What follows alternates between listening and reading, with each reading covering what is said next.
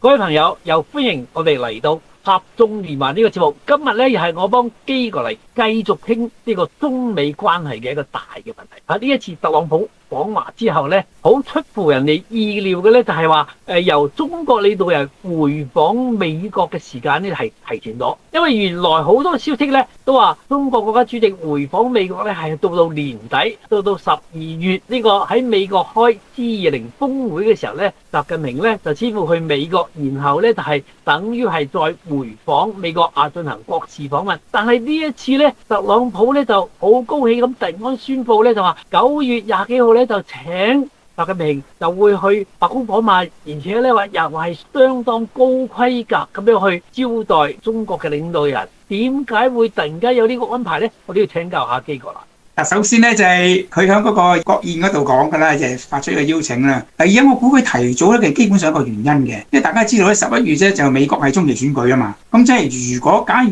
佢同習近平主席嘅會面係能夠帶高個氣氛，甚至咧係習主席會帶嚟佢直接嘅經濟利益俾美國，有清楚甚至大嘅生意啊，咁呢個對佢個選舉嚟講咧，其實係加分㗎喎。咁呢個加分咧就會唔會係佢覺得9月係好過12月，因為12月已經選完啊嘛，佢嚟到啫，真係佢又落台，準備落台咯，咁所以嗰個意義就細好多。係啦，大家都知道咧，就今年年底咧就美國係中期選舉，咁啊好多人覺得咧，特朗普訪華其實就係為咗拉抬佢自己同埋共和黨嘅嗰個支持度，為咗中期選舉咧就係得利嘅。咁啊中期選舉咧就喺11月2號就開始投票啦。咁啊如果係話12月底，咁先去中國領導人先去美國，咁係似乎咧就係即係馬後炮咁樣啊，所以咧係咪有呢個考慮咧？咁啊，我哋啊不妨拭目以待。咁呢一次咧就係特朗普呢個訪華時候咧，佢就接受咗美國好多媒體都講，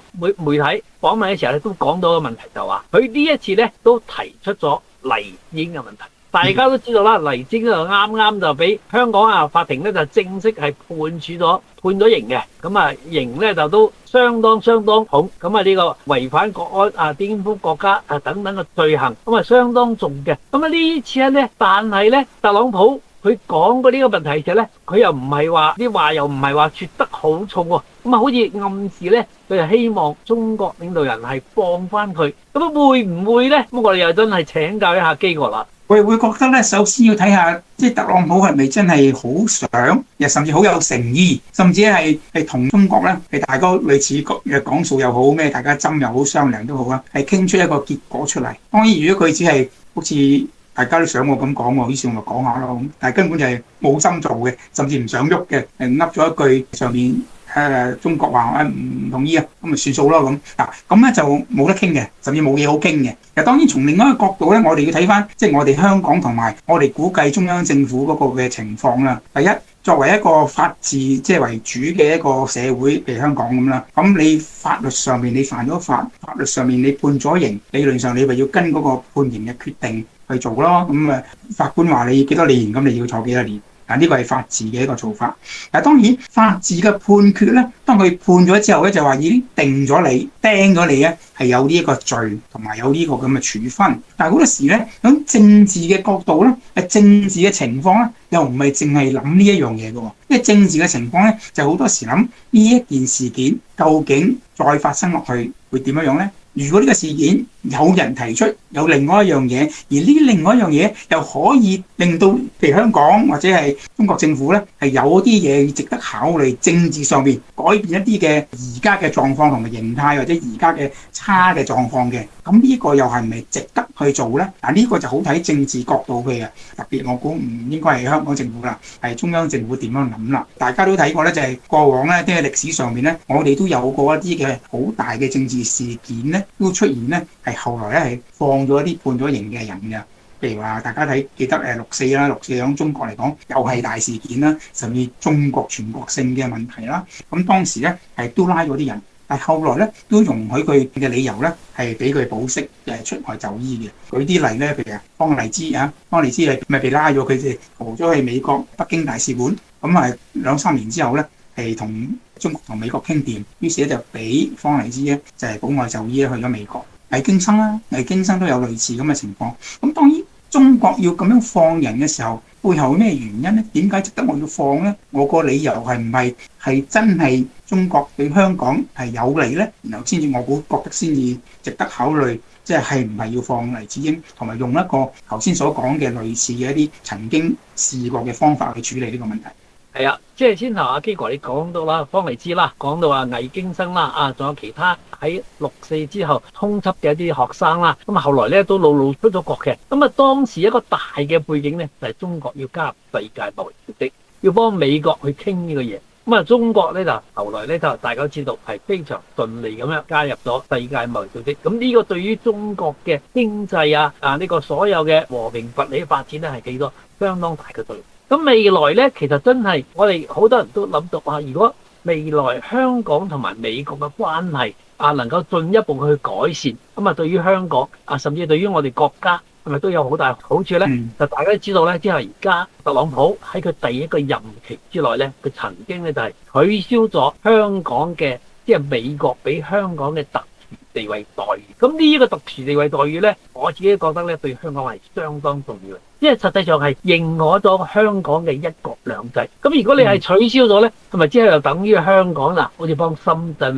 幫內地啲城市咧，係咪同等地位咧？咁呢個咧就係非常重要。我哋企喺民間嘅角度睇，假如話呢個俾黎智英假釋，俾佢去到美國或者去其他地方，就離開咗香港嘅監獄。咁你美國特朗普你要應承俾翻中國一個特殊地位。咁呢個生意我覺得可以做㗎喎。咁有冇呢個可能咧？都可以請教一下基哥啦，就睇下我哋未來香港同埋美國港美嘅關係會點行咧？呢幾年咧係美國咧對香港係斬咗3刀嘅。昌哥你頭先講咗，我認為3刀之中最短同埋最重要嘅，即係一刀切到底嗰種嘅姿勢嚟嘅。其實另外咧就係美國係將香港咧係擺咗落去對城市或者國家個名單裡面嘅，即係而家咧喺美國嘅國策裏面咧，香港係一個敵對社會嚟嘅。咁呢個又可唔可以抽翻出嚟咧？即係唔好將美國同香港變成一個對立嘅關係。呢個係第二個。第三個咧就係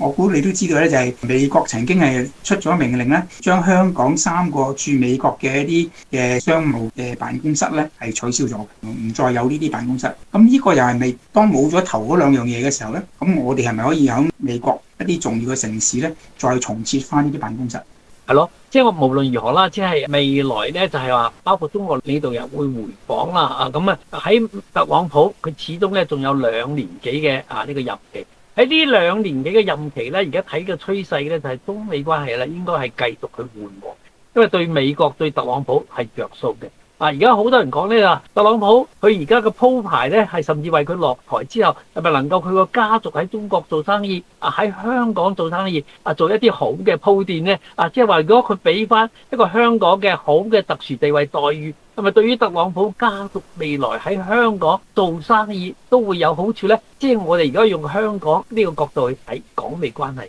未來咧都應該係有個改善嘅可能性咧。因為最近咧呢個美國商會咧喺香港咧就搞咗個論壇，咁中國外交部駐港嘅特派員崔建章有參加，美國總領事館嘅總領事咧伊麗珠都有參加。咁大家知道啦，當年咧總領事咧就見過黃之鋒，喺2019年嘅就見黃之鋒又俾人影咗相嘅，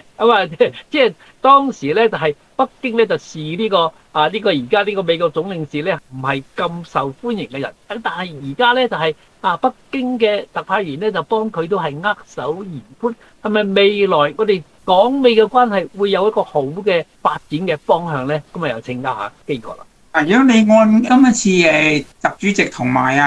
特朗普總統嘅會面咧，其實大家都表示咗一個友好嘅姿勢啲言論嘅。譬如習主席講，即係話而家去到呢個時勢咧，我哋要向社會、向歷史、向人民一個答案。我哋中美關係好嘅話咧，對人民、對國家、對成個世界都造福。係咪我哋只係應該要合而唔係鬥咧？咁呢個我覺得主席已經係釋出咗一個好清楚嘅訊息。其實成篇演詞裏面你睇到習主席一路講緊個願景，我哋中美點樣可以大家攜手去做好自己嘅國家，做好呢個社會，做好世界未來發展。而特朗普咧喺嗰個國宴嗰度咧，猛講歷史喎，由250年前我哋同中國嘅關係啊，點樣基斯啊，就整第一個大使去中國啊，250年前開始，咁就講到而家，咁大家都好好㗎，我哋嗰個歷史係中美係友好嘅咁好似大家都除咗頭先所講嘅某一啲分歧之外咧，喺呢個關係上面咧，就好似大家有個共識嘅。但係呢個共識個問題就話會唔會一